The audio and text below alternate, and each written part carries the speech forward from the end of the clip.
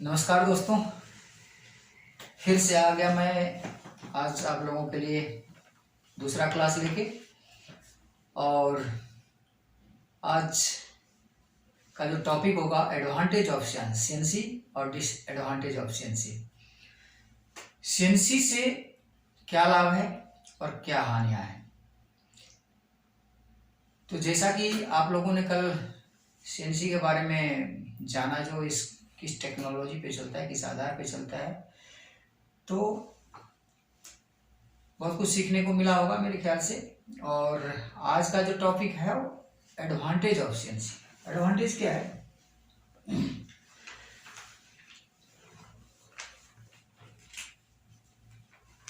Advantage of CNC machine. अब CNC machine से benefit होता क्या है, सीएनसी मशीन की एडवांटेज क्या होती है। तो इससे जो इसकी जो एडवांटेज है वो इस तरह से है। तो सबसे पहला है, ये क्या करता है, जो आपका जो उत्पादन क्षमता है उसको बढ़ाता है। और वो उत्पादन क्षमता बढ़ने से क्या होता है, इंडस्ट्रीज की जो नीड है, जो इंडस्ट्रीज की जो प्रोडक्शन की नीड है, वो प्रोडक्शन की नीड पूरा होता है। तो उत्पादन क्षमता बढ़ाता है ये। ठीक है जी।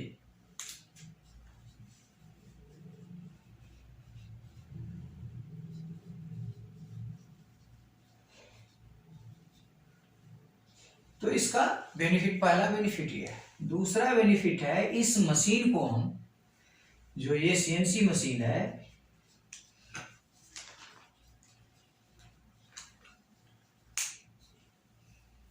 लगातार 24 आवर्स 365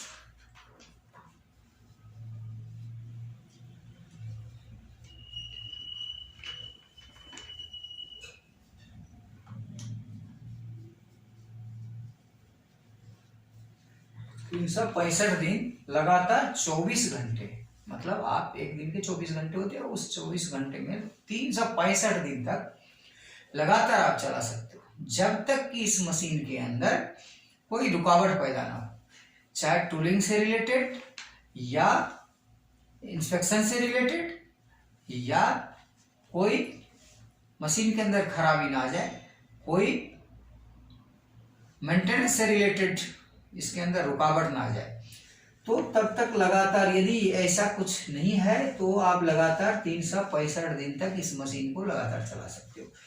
तो इसकी दूसरा बेनिफिट है। तीसरा बेनिफिट क्या है, इस मशीन के ऊपर जो अनस्किल्ड बंदे को लगा सकते हो।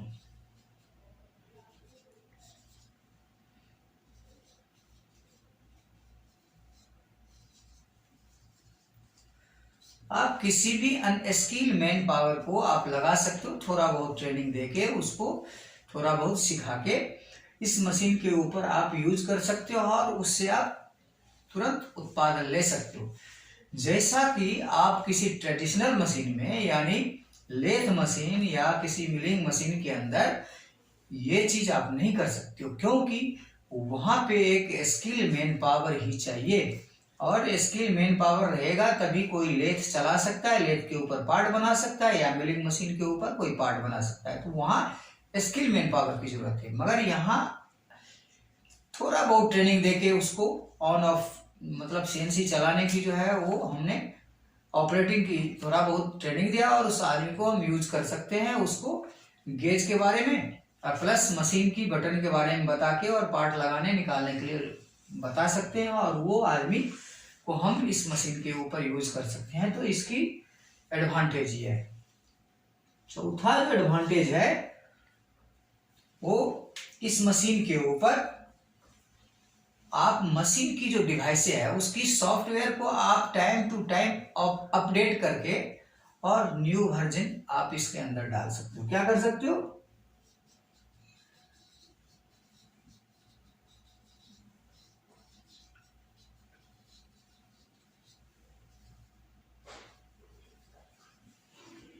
टाइम टू टाइम इस मशीन के ऊपर सॉफ्टवेयर को अपडेट करके इसको चला सकते हो। पांचवा जो इसका बेनिफिट है, जो किसी सॉफ्टवेयर के माध्यम से आप, जैसे कैड कैम है उसके माध्यम से आप, या प्रोया है, या कई सारे सॉफ्टवेयर है, उसके माध्यम से भी इस मशीन को यूज कर सकते हो।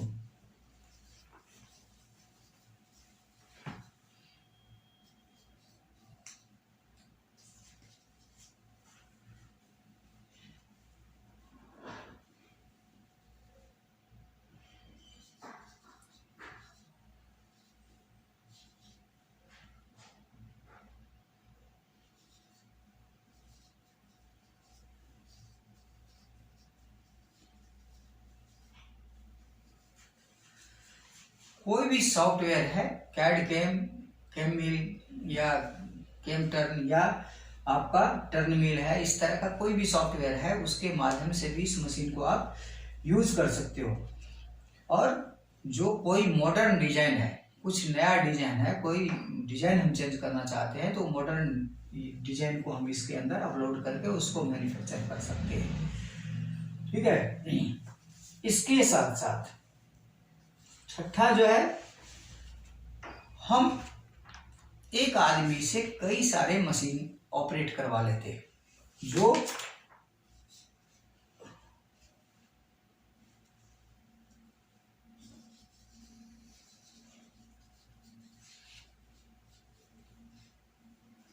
एक आदमी को कई सारे डिफरेंट, मतलब कई सारे जो है मशीनें, 2 मशीन 3 मशीन इस तरह से हम ऑपरेट करवा लेते हैं। साथ में जो एक सुपरवाइजर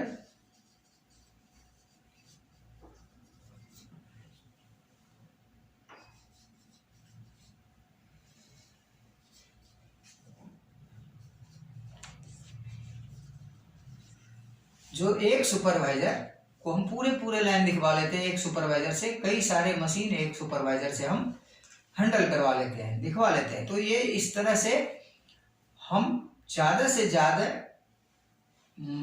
मतलब अपने टाइम को बचा सकते हैं और कम मैन पावर में ज़्यादा से ज़्यादा उत्पादन ले सकते हैं। कम सुपरवाइजर को यूज करके, मतलब एक सुपरवाइजर के माध्यम से कई सारे लाइन, कई सारे मशीन को हम सुपरविजन करवा सकते हैं। तो इस तरह से इस मशीन की जो एडवांटेज है, इस मशीन का जो सेटअप है, उसकी एडवांटेज है इस तरह से होता है। इसके बाद इसका कुछ डिसएडवांटेज भी है। इस मशीन की कुछ डिसएडवांटेज भी है, जिस डिसएडवांटेज के कारण जो लोग अफोर्ड नहीं कर सकते, इस मशीन को ले नहीं पाते। तो आप लोगों के समझ में आ गया एडवांटेज क्या है। ये क्या करता है, इम्प्रूव्ड प्रोडक्शन। क्या करता है ये, प्रोडक्शन को इम्प्रूव करता है। ठीक है। Reduce tooling. अच्छा, इसमें मैंने एक चीज बताना भूल गया था, जो टूलिंग है, कम टूल में ज्यादा से ज्यादा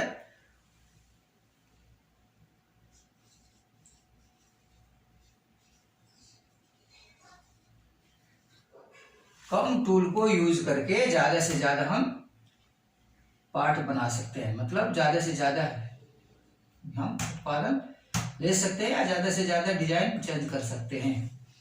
तो इस तरह से हम इसको यूज करके क्या करते हैं, एक टूल से कई सारा डिजाइन बना सकते हैं। एक टूल से कई सारे रेडियस, चेम्फर या टर्निंग, फेसिंग, इस तरह का काम हम एक ही टूल से कर सकते हैं, जैसा कि ट्रेडिशनल मशीन में नहीं होता है। ट्रेडिशनल मशीन में आपको रेडियस कटिंग करना है तो रेडियस के लिए टूल अलग से बनाना पड़ेगा, स्लॉट कटिंग करना है स्लॉट के लिए, या चेम्फर कटिंग करना है तो उसके लिए जो आपकी स्किल की जरूरत होती है। तो इस तरह से हम इसकी जो एडवांटेज है उसको हम इस तरह से यूज कर लेते हैं। इसका कुछ डिसएडवांटेज भी है।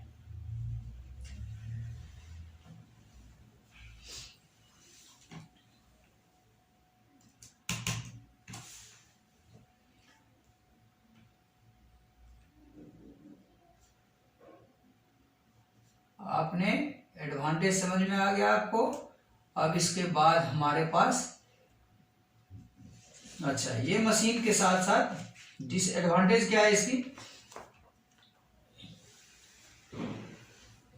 आपने एडवांटेज सीख लिया, जो मशीन उत्पादन क्षमता बढ़ा सकती, टूल कम कर सकते हैं, जगह की बचत कर सकता है। ये मशीन, एक मशीन कई सारे मशीन के बराबर उत्पादन देती है, तो इसीलिए जगह की भी बचत, इन्वेंट्री जो है वो कम हो जाएगी, तो जगह की बचत हो जाएगी। इसके साथ साथ आपका जो डिजाइन है, इसमें कभी भी आप डिजाइन चेंज कर सकते हो, कभी भी प्रोग्राम चेंज कर सकते हो, आप अपने हिसाब से जैसा आप बनाना चाहते हो वैसा आप इसको यूज कर सकते हो।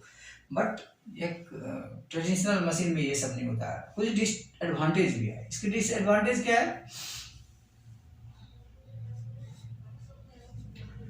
अब इसकी डिसएडवांटेज क्या है? जो डिसएडवांटेज है, जो ये मशीन जो है महंगी होती है। क्या होती है?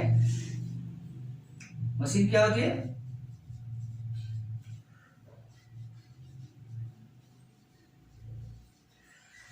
मशीन काफी महंगी होती है। इस कारण से जो इंडस्ट्री वाले हैं सारे लोग इस मशीन को खरीद नहीं पाते हैं।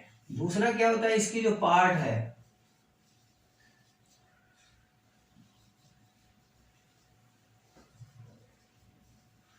पार्ट जो है, इसके जो पार्ट पुर्जे है, कल पुर्जे हैं, जैसे इसके गियर हो गया, इसका बेल्ट हो गया, इसकी सर्वो मोटर हो गई, कई सारे चीज इस मशीन के अंदर जो यूज होने वाले जो पार्ट है वो इसके महंगे होते हैं। तो इस कारण से जो है ये मतलब कंपनी के ऊपर आर्थिक लोड पड़ता है। तीसरा क्या है? जो ये क्या करता है? लोगों को जॉबलेस बनाता है। क्या करता है ये? जो मार्केट में एक ट्रेडिशनल मशीन के ऊपर जो वैकेंसी निकलती है, मान लो 10 मशीन है, 10 आदमी लगाना पड़ता है। यहाँ क्या करता है? मैन पावर की स्किल कम होने की वजह से ये लोगों को क्या करता है? जो एक मशीन कई सारे मशीनों के बराबर उत्पादन करने के कारण जो लोगों को जॉब की जो अपॉर्चुनिटी है उसको कम कर देती है ये। तो इस तरह से इस मशीन का कई सारे डिसएडवांटेज है। बट इंडस्ट्रीज को इन चीज़ों से कोई फर्क नहीं पड़ता है। इंडस्ट्रीज को बेनिफिट है, जो इस मशीन को लगा के इंडस्ट्रीज बेनिफिट कमाना चाहती है, और जो इस मशीन को सीख लेता है उसका मार्केट में एक वैल्यू बन जाती है, एक टेक्नोलॉजी के साथ जुड़ जाता है, एक अच्छे मुकाम तक पहुंच जाता है। तो दोस्तों मैं यही कहना चाहूंगा, जो आप लोग मतलब अपने आप को यदि मार्केट के अंदर, यदि इंडस्ट्रीज के अंदर आप अपने आप को सेटल करना चाहते हैं, तो सीएनसी का जो कोर्स कहीं से भी आप कर सकते हैं। सीएनसी को जानना जरूरी है, सीएनसी मशीन के बारे में जानना जरूरी है, सीएनसी प्रोग्रामिंग के बारे में जानना जरूरी है, क्योंकि लाइफ जो है तभी आप ब्राइट कर सकते हैं, अपने आप को ऊपर उठा सकते हैं। इस मशीन का जो है प्रारूप कैसा होता है, जो इसकी स्ट्रक्चर जो है इसके बारे में बताएंगे। तो जिस तरह से लेथ मशीन होता है, लेथ मशीन के अंदर टेल स्टॉक, हेड स्टॉक, मान लो एक मशीन है, सपोज करो इस मशीन के अंदर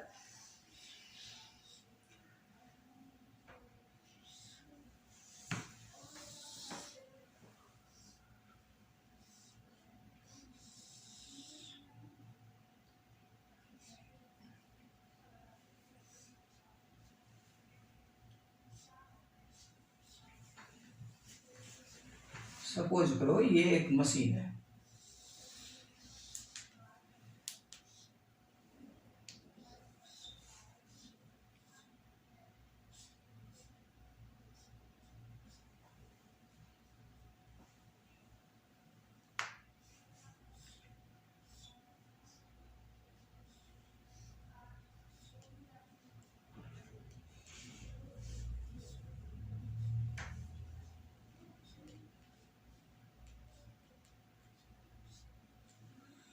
अभी क्या है, जो एक तरफ जो आपका जिधर जिस साइड में स्पिंडल है, ये मान लो एक स्पिंडल है सपोज करो,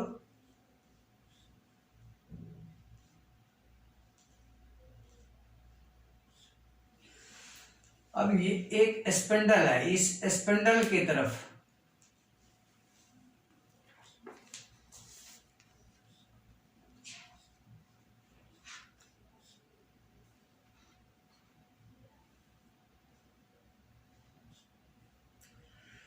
माना कि एक स्पिंडल है, ये स्पिंडल जो है इसके तरफ, इसको क्या बोलते हैं? Head stock.